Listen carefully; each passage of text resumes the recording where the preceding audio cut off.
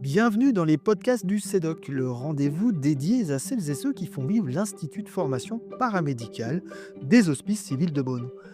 Je suis Gérald, documentaliste de l'Institut, et ensemble, nous allons partir à la rencontre des formateurs, des étudiants en soins infirmiers, des élèves aides-soignants et des professionnels de santé.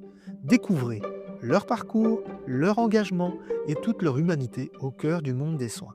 Je vous souhaite une très bonne écoute.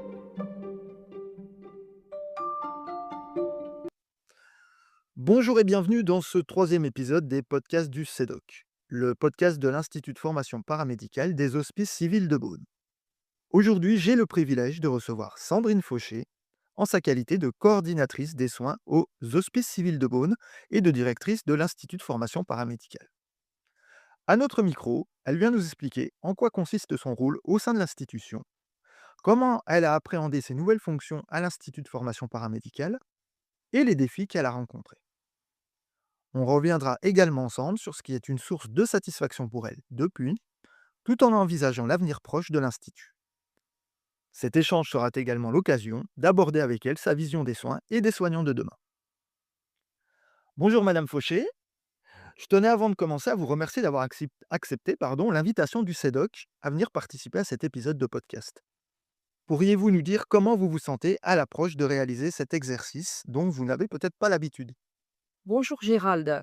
Non, effectivement, je n'ai pas l'habitude, mais je pense que ça va bien se passer. Vous êtes présent, vous êtes bienveillant et je pense que les questions vont être faciles et puis j'essaierai d'être bon élève. Bah oui, ça va bien se passer. Alors, pour débuter notre entrevue et permettre, évidemment à nos auditeurs et nos auditrices d'en apprendre davantage sur vous, vous serait-il possible de présenter dans les grandes lignes votre parcours professionnel qui est très riche? Oui, alors je suis, diplômée infirmière en santé mentale. J'ai été diplômée donc en 1986. J'ai donc, plus de 42 ans, passés dans la fonction publique hospitalière. J'ai une casquette, santé mentale puisque j'ai exercé pendant 30 ans. En tant qu'infirmière pendant 9 ans, puis cadre de santé. J'ai fait mon école des cadres à Lyon, à proximité de ma belle famille.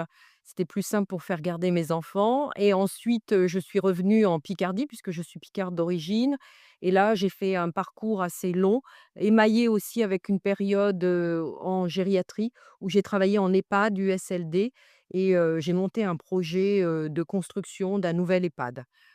Puis je suis revenue en santé mentale, j'ai progressé, je suis